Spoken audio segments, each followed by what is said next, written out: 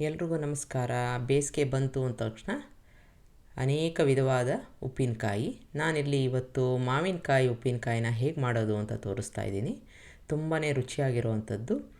ಸುಮಾರು 1 ವರ್ಷ ಕಾಲ ನೀವು ಇಟ್ಕೊಂಡು ತಿನ್ಬೋದು. ಸರಿಯಾಗಿ ಇದನ್ನು ಮಾಡಿದಾಗ ಅದೇ ಥರ ತುಂಬ ಚೆನ್ನಾಗಿರುತ್ತೆ.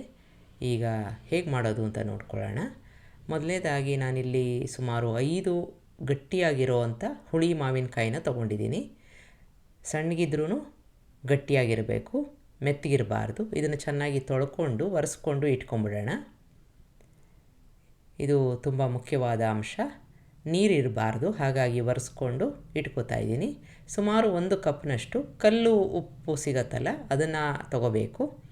ಇದು ಒಂದು ಅಳತೆಗೆ ನಾನು ತೊಗೊಂಡಿದ್ದೀನಿ. 1 ಕಪ್ನಷ್ಟು ಸಾಕಾಗತ್ತೆ, ಅಷ್ಟು ಉಪ್ಪು ಅಂಶ ಸಾಕಾಗುತ್ತೆ.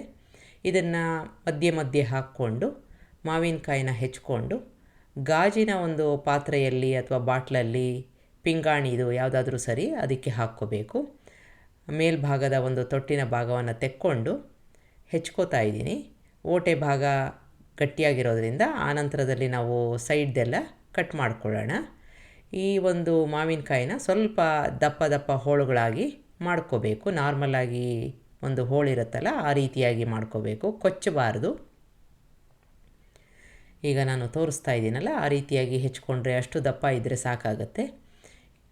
ಈ ಥರ ಮಾಡಿಕೊಂಡು ಈಗಾಗಲೇ ನಾನು ತಳದಲ್ಲಿ ಉಪ್ಪನ್ನು ಹಾಕಿ ಇಟ್ಕೊಂಡಿದ್ದೀನಿ ಗಾಜಿನ ಪಾತ್ರೆಯಲ್ಲಿ. ಅದಕ್ಕೆ ಈ ಹೋಳುಗಳನ್ನ ಹಾಕ್ಕೋತಾ ಹೋಗಬೇಕು. ಹೆಚ್ಕೊಂಡು ಮಾವಿನಕಾಯಿನ ಹಾಕ್ಕೋಬೇಕು, ಮಧ್ಯೆ ಮಧ್ಯೆ ಉಪ್ಪನ್ನು ಹಾಕ್ಕೊಂಡು ಸರಿ ಹೊಂದಿಸ್ಕೋಬೇಕು. ಈಗ ತಳಭಾಗದಲ್ಲಿ ಉಪ್ಪಿರೋದ್ರಿಂದ ಅದರ ಮೇಲೆ ನಾನು ಈ ಮಾವಿನಕಾಯಿ ಚೂರುಗಳನ್ನ ಹಾಕ್ಕೋತಾ ಇದ್ದೀನಿ. ಇದೇ ರೀತಿಯಾಗಿ ಮಾವಿನಕಾಯಿ ಹಾಕ್ಕೊಂಡು ಉಪ್ಪು ಹಾಕ್ಕೊಂಡು ಸಂಪೂರ್ಣವಾಗಿ ಕೊನೆಗೆ ಇರೋ ಉಪ್ಪನ್ನೆಲ್ಲ ಹಾಕ್ಕೊಂಡು ಮಾವಿನಕಾಯಿನೂ ಕೂಡ ಹೆಚ್ಕೊಂಡು ಹಾಕ್ಕೊಂಡು ಈ ರೀತಿಯಾಗಿ ಕೈ ಆಡಿಸ್ಕೊಂಡು ಮುಚ್ಚಿ 2 ದಿನ ಬಿಡ್ತಾಯಿದ್ದೀನಿ. ಈಗ 2 ದಿನದಲ್ಲಿ ಸ್ವಲ್ಪ ಕಲರ್ ಚೇಂಜ್ ಆಗಿದೆ, ನೀರು ಸಾಕಷ್ಟು ಬಿಟ್ಕೊಂಡಿದೆ ಉಪ್ಪು ಹಾಕಿರೋದ್ರಿಂದ. ಒಂದು ಸಲ ಮಧ್ಯೆ ನೀವು ಕಲಿಸ್ಕೋಬೇಕಾಗತ್ತೆ ಒಂದು ಮರದ ಸೌಟಿನ ಸಹಾಯದಿಂದ. ಆವಾಗ ಇದನ್ನು ದಿನಕ್ಕೆ 1 ಬಾರಿ ಮಿಕ್ಸ್ ಮಾಡಿ ಇಟ್ಕೋಬೇಕಾಗತ್ತೆ. ಈಗ ಒಂದು ಪಾತ್ರೆಯಲ್ಲಿ ನಾನು ಈ ನೀರನ್ನು ಶೋಧಿಸ್ಕೋತಾ ಇದ್ದೀನಿ. 2 ದಿನ ಆಗಿದೆ. ಈ ನೀರಿಗೆ, ಅಂದರೆ ಉಪ್ಪು ಇರೋ ಅಂಥ ಮಾವಿನಕಾಯಿ ನೀರಿಗೆ 2 ಕಪ್ನಷ್ಟು ಸಾಧಾರಣ ನೀರನ್ನು ಹಾಕ್ಕೋತಾ ಇದ್ದೀನಿ. ಇದನ್ನು ಒಲೆ ಮೇಲೆ ಇಟ್ಟು ಅದು ಅರ್ಧಕ್ಕೆ ಆಗೋ ತನಕ ಕುದಿಸ್ಕೋಬೇಕು. ಈಗ ಮಸಾಲೆಗೆ ನಾನಿಲ್ಲಿ ಅರ್ಧ ಕಪ್ನಷ್ಟು ಸಾಸಿವೆ ಹಾಕ್ಕೋತಾ ಇದ್ದೀನಿ. ಅದರ ಜೊತೆಗೆ ಗುಂಟೂರು ಮತ್ತು ಬ್ಯಾಡಗಿನ ತೊಗೊಂಡಿದ್ದೀನಿ. ಒಂದು 10 ಗುಂಟೂರು, ಒಂದು 20 ಬ್ಯಾಡಗಿ ತೊಗೊಂಡಿದ್ದೀನಿ. ನಿಮಗೆ ಖಾರ ಜಾಸ್ತಿ ಬೇಕು ಅಂತಂದರೆ ಗುಂಟೂರನ್ನ ಜಾಸ್ತಿ ಹಾಕ್ಕೋಬೋದು. ಮೆಣಸಿನ್ಕಾಯಿನ ಚೆನ್ನಾಗಿ ಬಿಸಿಲಲ್ಲಿ ಒಣಗಿಸ್ಕೊಂಡು ಇಟ್ಕೊಂಡಿರಬೇಕು. ಈಗ ಸಾಸಿವೆ ಚೆನ್ನಾಗಿ ಚಟಪಟ ಅಂದಿದೆ, ಒಂದು ತಟ್ಟೆಗೆ ಹಾಕ್ಕೊಂಡಿದ್ದೀನಿ. ಮೆಣಸಿನ್ಕಾಯಿನ ಚೆನ್ನಾಗಿ ಬಿಸಿ ಆಗೋ ತನಕ, ಗರ್ಗರಿ ಆಗೋ ತನಕ ಹುರ್ಕೋಬೇಕು. ಬಿಸಿಲಲ್ಲಿ ಇಟ್ಕೊಂಡಿದ್ದಾಗ ತುಂಬ ಬೇಗ ಆಗುತ್ತೆ, ಚೆನ್ನಾಗೂ ಆಗುತ್ತೆ.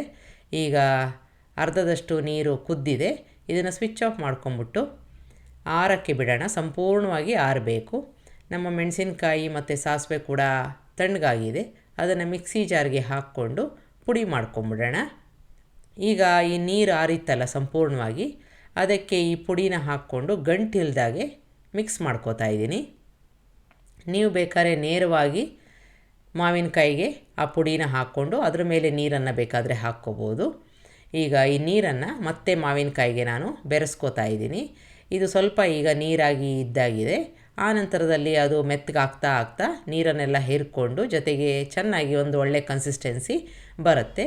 ಈಗ ಮಿಕ್ಸ್ ಮಾಡಿಕೊಂಡು ಬಿಟ್ಟಿದ್ದೀನಿ. ಈಗ 6ನೇ ದಿನ ಆಗಿದೆ. ಇದನ್ನು ತೆಗೆದು ನೋಡೋಣ. ಸಂಪೂರ್ಣವಾಗಿ ಇದು ಸ್ವಲ್ಪ ಗಟ್ಟಿಯಾಗಿದೆ, ಜೊತೆಗೆ ಹೋಳು ಕೂಡ ಸ್ವಲ್ಪ ಮೆತ್ತಗಾಗಿದೆ. ಸಂಪೂರ್ಣವಾಗಿ ಆಗಿಲ್ಲ, ಕ್ರಮೇಣ ಆಗ್ತಾ ಮೆತ್ತಗಾಗತ್ತೆ, ಕಳಿಯತ್ತೆ ಅಂತಾರಲ್ಲ, ಆ ಥರ ಆಗುತ್ತೆ. ಈಗ ಇದನ್ನು ನಾನು ಈ ಒಂದು ಪಾತ್ರೆಯಿಂದ ಒಂದು ಬಾಟ್ಲಿಗೆ ಹಾಕ್ಕೊಂಡು ಶೇಖರಣೆ ಮಾಡಿಕೊಂಡು ಇಡ್ತಾಯಿದ್ದೀನಿ. ಇದನ್ನು ಶುದ್ಧವಾಗಿರೋ ಜಾಗದಲ್ಲಿ ಈ ಥರ ಒಳ್ಳೆ ಮುಚ್ಚಿ ಗಾಜಿನ ಪಾತ್ರೆಯಲ್ಲಿ ಇಟ್ಕೋಬೇಕಾಗತ್ತೆ.